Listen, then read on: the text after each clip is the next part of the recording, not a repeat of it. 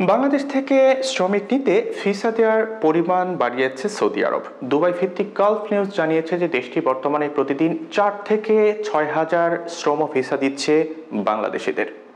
সামনের দিনগুলোতে এই ভিসার পরিমাণ আরও বাড়াতে পারে সৌদি সরকার। গত মাসেও বাংলাদেশ থেকে 83,000 কর্মী নিয়োগ করেছে সৌদি আরব, যা এক মাসের হিসাবে বিশ্বের অন্যান্য দেশ থেকে নিয়োগের তুলনায় সর্বোচ্চ সংখ্যক। সৌদি সরকার তাদের উচ্চাভিলাষী উন্নয়ন পরিকল্পনা ভিশন 2030 বাস্তবায়নে জোর দিচ্ছে। 2034 সালের ফিফা ওয়ার্ল্ড কাপ ও 2030 সালে রিয়াদ অ্যাঙ্কর মতো উচ্চ পর্যায়ের ইভেন্ট এবং বিমানবন্দর, রেলওয়ে স্টেশন এবং স্টেডিয়াম নির্মাণের মতো বড় বড় সব প্রকল্প বাস্তবায়নে তোড়জোড় শুরু করেছে সৌদি সরকার, যে কারণে সেখানে শ্রমিকদের চাহিদাও বেড়েছে। সৌদি আরবে কর্মসংস্থান বৃদ্ধির কারণ সম্পর্কে সংশ্লিষ্ট ব্যক্তিরা বলছেন যে 2034 সালের ফুটবল বিশ্বকাপের আয়োজক হতে যাচ্ছে সৌদি আরব। দেশটিতে ফুটবল অবকাঠামো নির্মাণের প্রস্তুতি শুরু হয়েছে, এতে কর্মীর চাহিদা আসছে নিয়মিত। এই বছর বাংলাদেশ থেকে বিদেশে যাওয়া কর্মীর মধ্যে 60% গেছে সৌদি আরবে।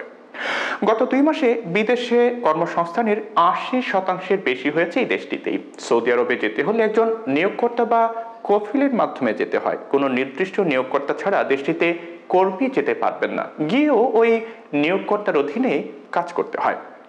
এর ব্যতিক্রম হলে কর্মী অবৈধ হিসেবে গণ্য হবেন। কোনো কারণে চাকরি পরিবর্তন করতে চাইলে নিয়োগকর্তার অনুমতি নিয়ে সৌদি কর্তৃপক্ষের অনুমোদন নিতে হয়।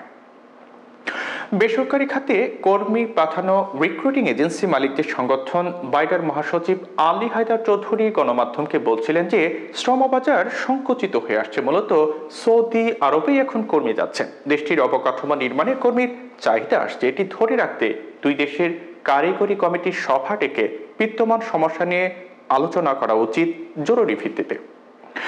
অভিবাসন খাতে বেসরকারি গবেষণা প্রতিষ্ঠান রামরু বলছে যে শ্রমবাজারের অন্যতম চ্যালেঞ্জ হলো একক দেশ নির্ভরতা।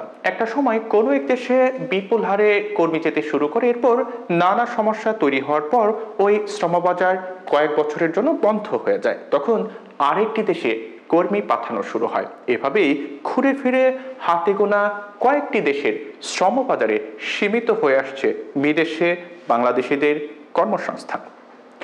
এই অবস্থায় প্রবাসী কল্যাণ ও বৈদেশিক কর্মসংস্থান সচিব মোহাম্মদ রুহুল আমিন গণমাধ্যমকে বলছিলেন, বাজার সম্প্রসারণে নিয়মিত চেষ্টা চলছে। ব্রুনেই চালু করা হয়েছে, রাশিয়ায় কর্মীরা যাচ্ছেন।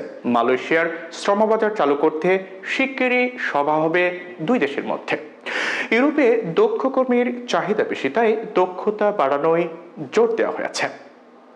এ অবস্থায় বিশেষজ্ঞরা বলছেন যে অভিবাসন খাতে বৈষম্য দূর করতে সরকারের কয়েকটি নতুন সিদ্ধান্ত নিতে হবে। কর্মী পাঠানোর চাহিদাপত্রে সংশ্লিষ্ট দেশে থাকা দূতাবাসের সত্যায়ন বন্ধ করে রিক্রুটিং এজেন্সিকে এর জন্য দায়বদ্ধ করতে হবে। এতে বিদেশে গিয়ে কাজ না পাওয়ার ঝুঁকি থাকবে না।